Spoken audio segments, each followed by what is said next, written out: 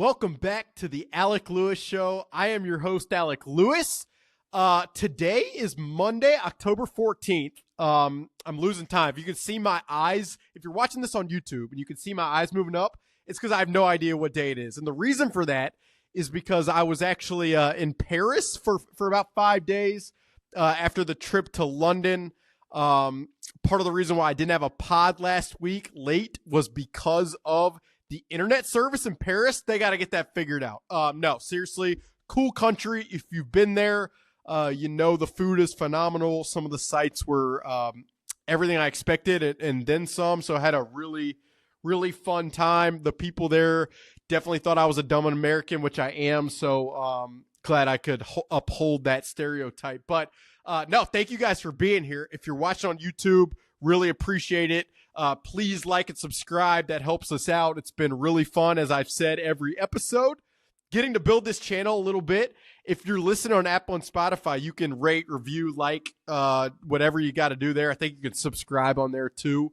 But I appreciate it. If I sound like I don't have my normal voice, it's because I'm battling through injury here. We'll call it head sickness, whatever you got to call it. It's the winter, temperature changes, a lot going on, but I'm playing through it because that's what you got to do to be good in this league. It's about availability, accountability, durability, and that's what I'm bringing here today.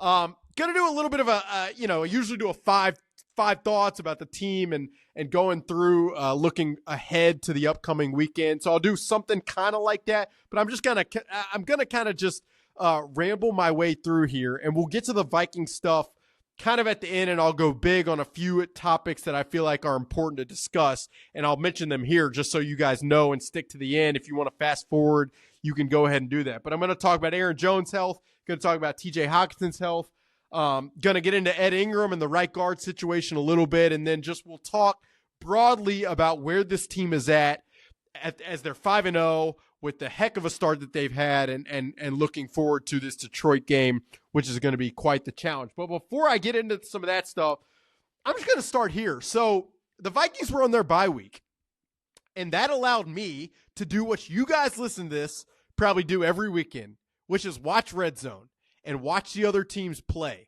And I will tell you, like, I a couple things. First, I feel like the inability of the sports writer, of the media member, of the beat writer on a football team not to get to do that every Sunday, it makes it harder to evaluate the team like within the league broadly. And it's something I don't know if I've like totally realized until this past weekend. It's also just like, what a great job we have. Like I am so grateful for the opportunity that I have to get to speak to you guys and give you guys insights that I get from talking to people inside the building on kind of a weekly basis. But I mean, man, how fun is that to get to watch? And it made me think, like, why does college football not have Red Zone or that type of just entertainment product to enjoy the college football Saturdays? Is that a selfish thing of me to ask for? Of course. I don't get to do Sundays all the time, so I want it for Saturdays. Like 100% is selfish, but also like,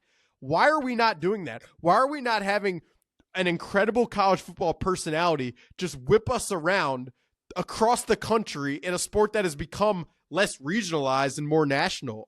Seems like an obvious no-brainer.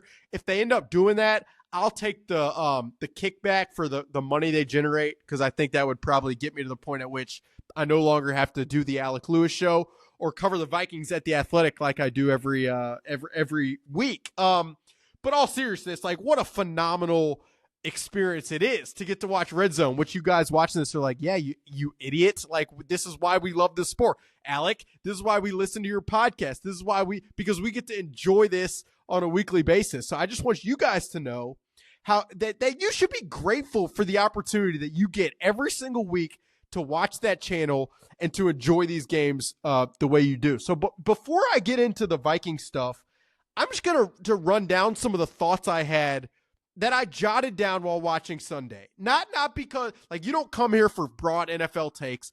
I don't pretend to be an elite football mind. I did not invent the game, and I don't see everything accurately. So I don't ever want you guys listening to this or watching this to think that I feel like I know more than you, other than what I hear from inside the building, what I see on film from what I've learned and studied over time. I just think oftentimes in this media space, the person talking can make it seem like they know everything about everything. I got to be honest, we don't. At least I can speak for myself. I don't. And so what I say here might rub you the wrong way. You might not agree with it, and that's the fun of talking about sports. But I'm just going to run down like some thoughts I had team by team, just with all the games that I saw. Maybe you guys will enjoy this. If you do, let me know in the comments. If you don't, let me know in the comments. I can take a little bit of criticism. The Bears early morning against the Jaguars. I mean, the Jaguars, they have drafted poorly. They have constructed poor teams over the years. Trent Baalke has been the GM for a long time. He remains the GM. Puzzling, to say the least. Trevor Lawrence missed a couple obvious throws, but I thought the Bears defense was pretty solid overall. You talk to people inside the Vikings building and really have going back a couple of years, like pivotal players. I think there's been a lot of respect for what the Bears have built, especially after trading for Montez Sweat and paying Jalen Johnson. But I think that defense is a force to be reckoned with. Caleb, was really good in that game. It was the best performance he's put on thus far. But I got to be honest, like I still want to see him against the defense that is more formidable and capable than that Jaguars defense. So that was a thought I had from that game. The Titans-Colts game, the Titans, I mean, with Will Levis and where they're at, very interesting spot. I expect them to probably draft a quarterback this upcoming year because Will Levis probably is not the guy. Defensively, with the talent they have, I mean, they have talent everywhere. Jeffrey Simmons, Harold Landry, L'Jarius Sneed. If any of those guys are available for some kind of price from a draft capital perspective, like if the Vikings are going to go big game hunting, that is a team that I'm watching. That's just what I'll say. I mean, can you imagine, and this is pure speculation, so don't aggregate this, please, but can you imagine plugging in a Jeffrey Simmons type piece to this type of Vikings defense with Brian Flores? I mean, I can imagine it, and it makes probably you guys way more excited than it makes me, but from an enjoyment factor of watching what this defense would be capable of, holy freaking cow. The Bucs and Baker Mayfield, they keep doing it. I mean, their run game was really good. I like Bucky Irving coming out of the draft. As I put my draft evaluator hat on, I probably included him in mock drafts that I did at The Athletic, solely because I thought that guy was a good player coming out of Oregon. But believe they had another guy, Sean Tucker, running the ball well. And Baker, I mean, Baker is pure entertainment. Like, love him, hate him, think he's good, think he's bad. You can debate that anywhere you want to, on any national television show, in any conversation with friends. But what you cannot debate is that guy is entertaining to watch, whether you love him or hate him. Eagles-Browns, someone tweeted that was the Bad Vibes Bowl. I think that was Josh Briscoe, who does radio in Kansas City, and he's exactly right. I mean, the Browns offense, I mean, it is, I go back to when the Vikings did joint practices in Cleveland against the Browns. I was really focused on the first day on the offense, because that was the day that we learned that J.J. McCarthy was going to be done for the season, and that his torn meniscus was going to require season-ending surgery. So I was focused on the offense that day, but I'll never forget just like standing on the offensive side of the field, and you could hear the Vikings defense just clowning the Browns on the other side of the field. Like, Ivan Pace Jr. was doing windmills. Josh Metellus was going crazy. I mean, these guys were having a ball on the other side of the field, and you now wonder why watching this Browns offense. I mean, that matchup between Brian Flores and what they showed against Deshaun Watson and what that Cleveland offense showed in joint practices, that was not that. I mean, that probably shouldn't have been possible. That just wasn't fair, really, to anybody. And then the Eagles, I mean, I can't really figure out what's going on with that offense. Defensively, they got a ton of pieces. Nick Sirianni, I mean, the way he acts is interesting. And I say that as nice as I can possibly be. But you just wonder, like, with Jalen Hurts and that offense and bringing in Kellen Moore, who has a complex system, that whole thing just does not feel right at all. And it doesn't, it'll be interesting to see in the NFC where they end up.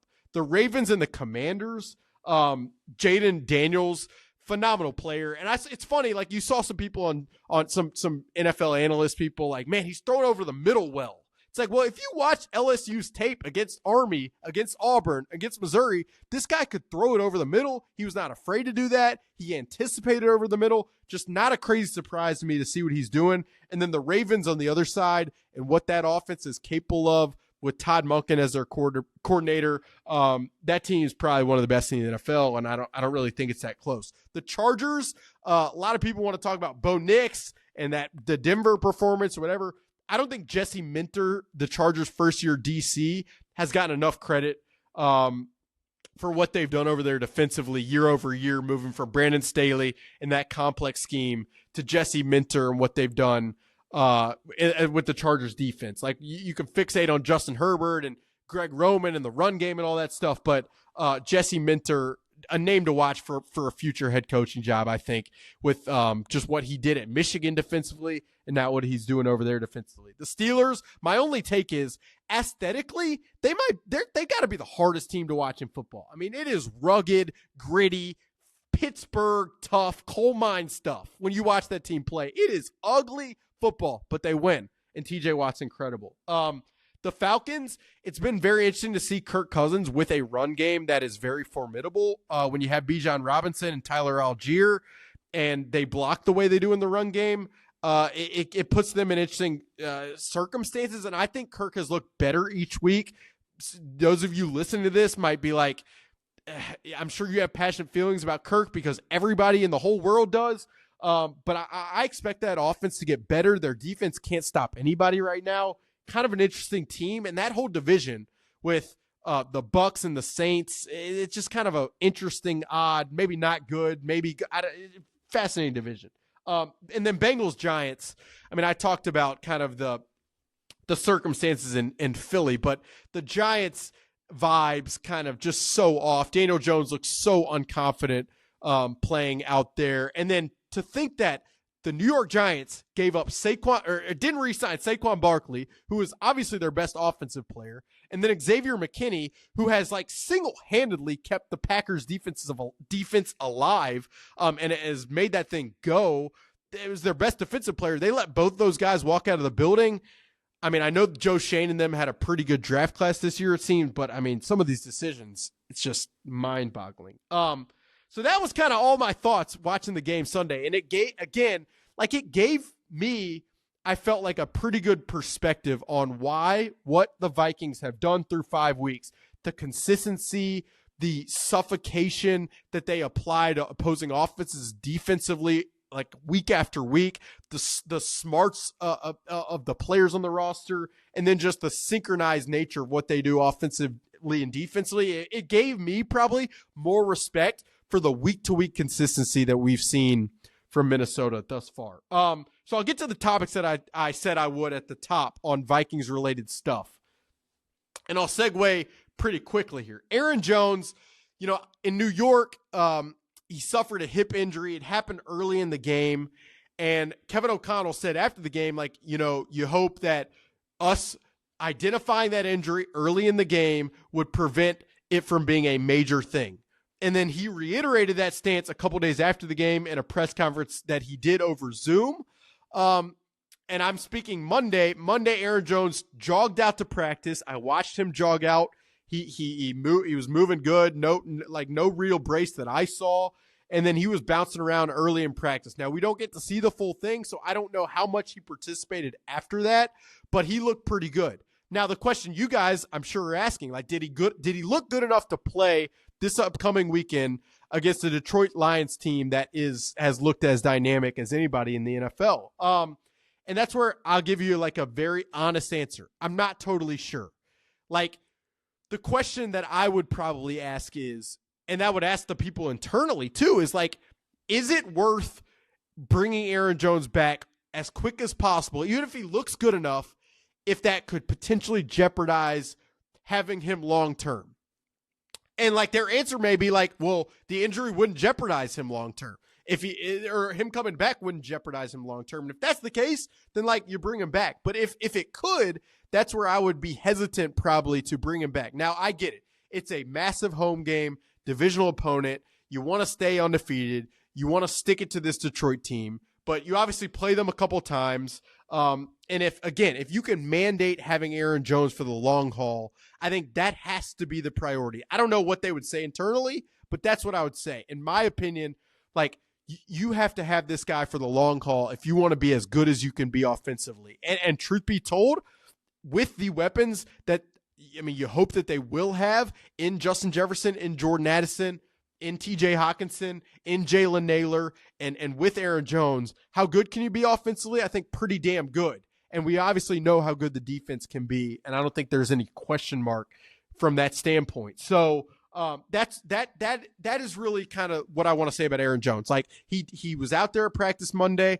That's a very good sign, but I'm not sure if that means he'll play Sunday against the Lions. And I also would say my own opinion as someone who covers this team and thinks that they can go where they can go.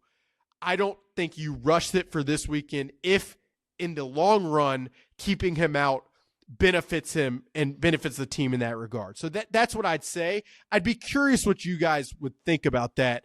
Like, if you're going to the game, maybe you want to see Aaron Jones. If you think this is a statement type of opportunity, maybe you want to see Aaron Jones this weekend. And while I think, like, if I'm going to the game, I want to see Aaron Jones. While I think this could be a statement opportunity nationally, like, and having Aaron Jones would be critical in making that statement, I think that's 100% accurate. I still just, with where they are at in the long run right now, with what's possible down the road, it just is hard for me to envision wanting to rush him back if that could affect him in the long haul. T.J. Hockenson, to segue, I mentioned him, and I still, the fact that you could just drop a T.J. Hockenson, who, mind you, had more catches than any other Vikings pass catcher last year in a stretch of games without Kirk Cousins as the quarterback, like, what he can provide as a safety net to Sam Darnold, what he can provide as a confounding option and ingredient to opposing defenses is it's wild to think that you could just get to drop a guy like this in. He was out there also Monday in practice. He's looked phenomenal. If you've listened to this podcast for weeks now, really maybe for months, like, I've thought he's looked very good, very close to being ready to go for a long, long time. And I think he is in that situation right now. Now, similar to Aaron Jones, they have thought long. Now, will they think long-term with Aaron Jones? Probably. Have they thought long-term with T.J. Hockenson from the get-go? Yes. And that's why they have allowed the runway that they have, as I'm talking over myself, which I will attribute to sickness, but that's probably just how I go all the time. They have thought long-term with T.J. Hockenson from the very beginning. I don't think that stops now. Him returning against the team and at the place that his injury obviously against the team that his injury obviously occurred. It's hard to imagine that, like, this weekend would be the weekend, but maybe he looks so good in practice that it's like, you know what? If we don't have Aaron Jones, or even if we do have Aaron Jones, the best way for us to emerge out of this game is to have T.J. Hockenson, and then he's still good in the long run. But if I was probably, like, pegging it, and I'm a big percentage guy, I'd say, like, there's probably 70% of me that says he doesn't play in this game. But you never know just with what can change. He's obviously able to return, and so it'll be very interesting to see. But when he does return, I will say this, and again, this is just my opinion, but I think he is a guy you want on your fantasy team. I think he is a guy that will make an immediate impact the same way he did when he arrived and played in Washington in 2022, right after they traded him on 4 days of prep. Like, this is a guy who is plug and play. He can get open against anybody, specifically linebackers, is a very talented player that they will use from the get-go when he's ready to return. And I expect them to incorporate him immediately once they decide that it is his time. So just something I want to say. Like, I don't think it's this runway. Yes, I get it. He's returning from a brutal injury, but talking to everybody around this situation and listening to the work he's done in his rehab and the work the team has done in helping him with this rehab, it sounds like it's gone about as good as it could possibly go. And so I expect him to be at the productive T.J. Hockenson that I think we'd all probably, you like to see after an injury like that. and I would not be shocked if we see it from the get-go when he returns. Do I think it's going to be this week? I'm not totally sure. And then we'll see moving forward what it looks like, whether it ends up being Los Angeles if it's not this weekend, or even Indianapolis the week after. Again, they've taken it long-term from the beginning, and I expect them to at this point as well.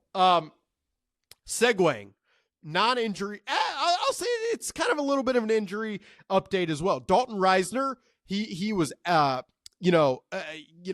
back to being able to practice, elevated from the injured reserve, where his practice window is now open, is what I would say. And it'll be interesting. He practiced Monday. He was out there with pads. First time I've seen that since training camp. He suffered a back injury in training camp. And so, it's really like put up for him. Can you go out there and practice on a consistent basis and be healthy and produce and really push that interior unit? And I'm talking about Ed Ingram more than Blake Brandel. Ed Ingram, I've written this multiple times. So if you read The Athletic and if you read my Vikings stuff, you will know that he just, for the third year in a row in pass protection, it has been very porous, and there are missed. It's like I think I've compared him like this on the podcast before, but it's like a pitcher who, they throw strikes, they can get you through 6, but they'll give up 5 runs. And it's like, we appreciate the innings work you're doing. We appreciate what you're doing in the run blocking phase, but ultimately you can't give up the 5 runs and expect to win time after time after time. And for Ed Ingram, there has just been too much over the last 3 years of too many stretches where there is a lapse in judgment. He allows pressures. Like I've written this stat, but only one guard in the NFL has given up more pressures this year than Ed Ingram. And I know it was a second round pick. I get it, but at some point you have to put, especially at this point, when you have the opportunity to do what this team does in the long run, you got to put the best 5 guys out there. And so if Dalton Reisner can push Ed Ingram this week in practice and moving forward, I just would not be shocked to see the Vikings be willing to plug and play with Dalton Reisner. And again, like if you've read my stuff, I've insinuated some of this stuff for multiple weeks now. And I just fully believe it. Now, they're not just going to hand Dalton Reisner the job. He's got to be healthy. He's got to look good at right guard. And then they have to get to a point internally where they feel like it just can't go on any longer. But if it does get to that point with where this team is at, I think you got to pull the plug at that point. So that's what I'd say. Now this Lions game, and then I'm actually going to, I didn't tease this at the top. So if you listen this far, you're going to get a bonus little bit about the trade deadline and kind of some thoughts there. But this Lions game going to be very, very difficult. And I'm going to have Colton Pounce, who covers the Lions, come visit us on the podcast later this week, and you'll enjoy him. I went to Mizzou with them. Phenomenal guy. Does an incredible job covering that team. I have the utmost respect for what he does and the way the pulse he has for what's going on in Detroit. So you guys will enjoy that perspective. But I'll just start with Detroit's offense because that is their phase that is most impressive. They are as good of a balanced attack as you're going to find in the NFL, and they are as well schemed by Ben Johnson as you're going to find. 2 incredible running backs, David Montgomery, who Detroit just extended, and Jahmyr Gibbs, who is absolutely electric, behind arguably the best offensive line in the NFL, and then Jared Goff, who has made exceptional decisions throughout most of this season, specifically of late. When you pair all of that with a creative offensive mind and a want to bring the physicality that Dan Campbell kind of instills in that team, for me, the Vikings just absolutely have to stop the run, which they've done a great job with all season long, and it really wouldn't hurt to get ahead to then put kind of Detroit on their heels, the way that the Vikings have put most of these opposing teams on their heels. So that's where it starts for me. With Detroit's defense, they have not been able to stop the Vikings passing game going back to Kevin O'Connell's first year here. They just have not been able to do that. And so really the question for me is, if Aaron Jones is healthy, how much do the Vikings stick to the run? If he's not healthy, how much do they stick to the run? And then when they do pass, can Justin Jefferson, can Jordan Addison, can Jalen Naylor, potentially T.J. Hockenson, but those 3 guys that I mentioned to start those are the primary guys. Can they emerge from an aggressive cornerback group that is going to be grabby, that is going to press you at the line of scrimmage, that is going to be physical? It is on the Vikings receivers to get open and to kind of use that aggressiveness that Detroit shows to their own offensive advantage. And then they're going to have to protect Sam Darnold. And it's going to help not that Detroit does not have Aiden Hutchinson, but still with Detroit's and Aaron Glenn's tendency sometimes to get pretty creative with the blitz structures, just going to be interesting to see how the offensive line handles that stuff. And then the trade deadline, I just want to say, like, I wrote this in my mailbag late last week at The Athletic. If you missed that, go check it out. But Kwesi Adofo-Mensah has not been shy over 2 years to make moves. The first year, obviously, a massive move with T.J. Hockenson. Last year, Josh Dobbs, not as big a move. I wrote that, you know, the history tells us that they are going to be willing to do something. And I would not be shocked if they make a move. Now, the question really becomes, how big of a move will they make? I mean, you look at it, and there are places on the margins that make sense to add. Special teams is one of them. Like, returners a spot that makes sense. Punt return unit at gunner, that's a spot that makes sense. I mean, defensively, cornerback, fortifying that group's depth. Why not? If you can do it, why not? But the Vikings don't have a ton of draft capital, which is going to complicate things. I mean, the I guess one option could be, and you saw the Bears do it last year with Montez Sweat. They had cap space, they thought long term, and they thought, why wait to free agency to add a bona fide difference maker when we can trade for one and pay him? We have the cap space to do it like that. The Vikings have the cap space to make that type of move. The question is, would they be willing to part with draft picks to do that? Is there a player that is capable? I mean, I joked about Jeffrey Simmons earlier, but like a name you see on Twitter all the time is Dexter Lawrence. Like, the Giants, an absolute disaster. If they trade that guy, their defense is spineless with no talent really whatsoever. So I don't really know how they'd go on. And I don't know if Shane Bowen, like, you just got hired to do that job. That'd be a tough spot to be in. So we'll see, but like, you know, and I'll put together a list and maybe I'll bring you guys that later this week or early next, because there's time until the trade deadline, of guys that maybe make sense or that I'd keep an eye on. I might even write that at The Athletic at some point soon. But, you know, I would just say that, like, I do think everything's in play. Like, I would not rule out anything completely. Now, do I expect them to go make a massive swing? Like, it's hard if you just go off of what's possible to really expect something like that to happen. But knowing Kwesi's background and knowing how this front office is, and really knowing how good of a job the pro scouting department has done, led by Sam DeLuca and Chismo Parra and some of those guys in there, like, you would listen to those guys. You would listen to Brian Flores and who might be able to enhance this defense at a level that it already has not been enhanced. Like, to me, it's worth exploring that stuff. And honestly, I expect them to. That's what I would say. So, those are kind of some thoughts. And that's about a half hour on a sickness. And again, this is why you show up. To watch the adversity, to see me battle and stumble over words. But hopefully I brought the energy I like to on every single show that we do, because you guys deserve it. And you guys have done a heck of a job interacting and commenting, and I appreciate all that. So if you made it this far, please like and subscribe. Like I said, if you like these shows, let me know in the comments. I always appreciate that. If you don't like it for one reason or another, let me know. I like improvement. I like coaching. I like progression. So no, thank you guys. And I mean, London was awesome. Met a bunch of fans out there. I met a guy from Finland who listened to the podcast, and he pulled it up on his phone, and just Vila-Pekka was his name. Just a phenomenal guy.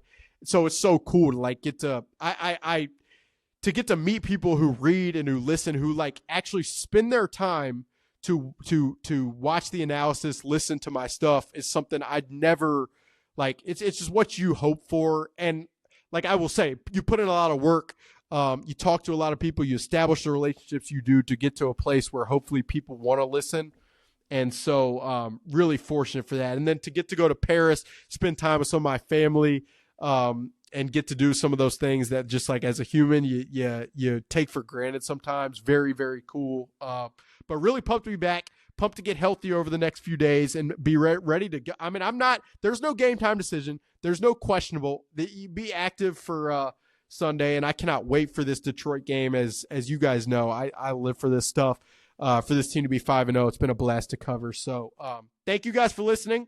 Have a great rest of your week. Come back later this week for a preview of the Lions game with Colton Pouncey, and that'll do it for the Alec Lewis Show. That's my name, and I do remember it.